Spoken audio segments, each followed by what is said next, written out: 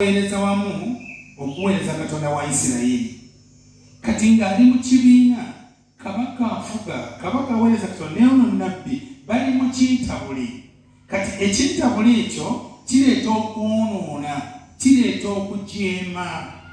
Ono yalimu olw'okubanga yali mu kibiina nga n'ebigambo bisobola okuwaba. Naye Bayibuli egamba nti olunaku kabaka Uziya oba yali akulembera ekibiina ekyo, oba yali abayimirizaawo nga buli kye beetaaga bagenda w'oli, lwe yafa yalaba Mukama. Naye wano ng'amaze okulaba embeera n'ennaku, wano yali tayitabanga nga buli lwayitaba ayitaba eri kabaka, era ng'alinga aweereza kabaka, kubanga kabaka yalinga kyekitiibwa kiringa eri abantu abanajja wano nga baweereza musumba, nga taweerezangako Katonda, nga buli lwajja wano musumba anandaba atya kangende mpeereze kubanga musumba gyali, era musumba lwatabaddeewo najja alaba ng'amaanyi gafudde bwereere, najja ng'amanyi aweereza Mama Ggulo bw'amulaba ajja kusanyuka, bw'analaba kampeereze, bw'alaba ng'adiminya musimbi amaaso aweereza, awulira ng'amaanyi weegali, bw'alaba tewali amutumiddaga nti kati wano nga tewali andaba. Kati nga okwanukula kwe kwonna n'okukola kukola eri muntu. Kabaka lwe yafa n'alaba nga takyalina gw'ayanukula, takyalina gw'ayitaba, talina amuwa kyayagala, yatuuka okuwammanta, n'atandika n'okulaba ebintu byalimu nga nabyo si birungi. Mukama n'amuyamba, n'atuma malayika n'akoma ku mumwa gwe, naye nga nabyo ekitiibwa kya Katonda. Kati wano bwe yawulira eddoboozi, osanga nawuli Mukama yayitanga naye ng'ono tayanukula.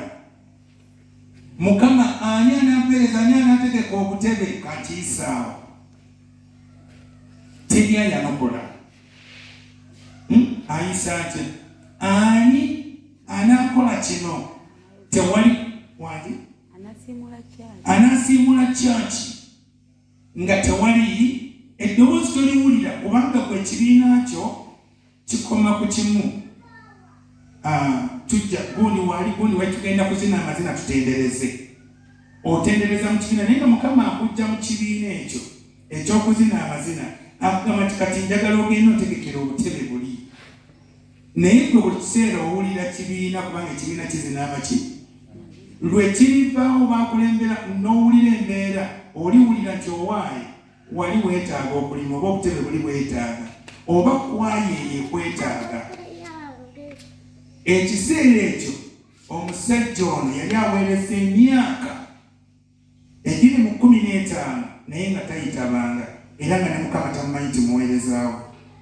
Era Katonda ono bwe yali ayita teyagamba baani be nnaatuma, baani be abanaatugendera, yagamba nziriramu olw'omunaana nga olunyiriri olwo.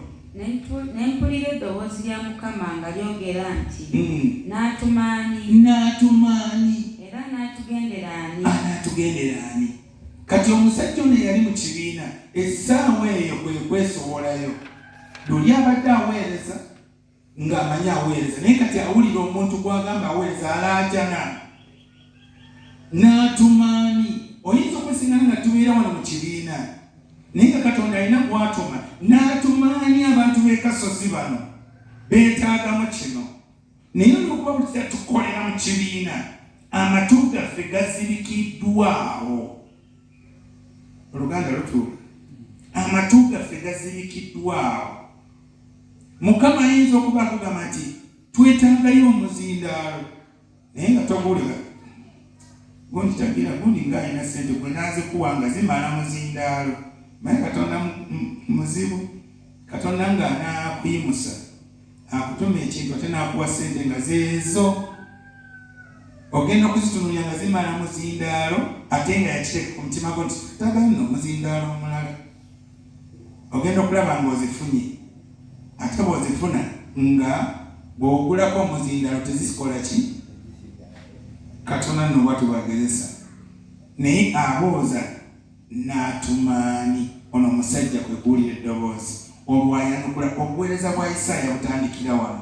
obw'okuweereza Katonda naye ng'emabega yali yaweereza dda emyaka egisukka 15 naye nga tannaweereza Mukama.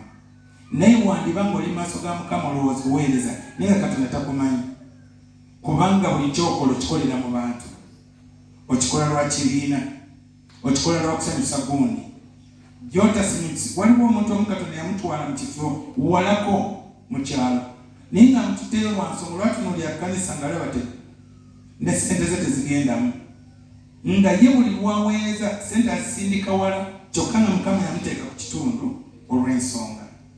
Kati twetaaga nnyo okuwulira eddoboozi lya Katonda.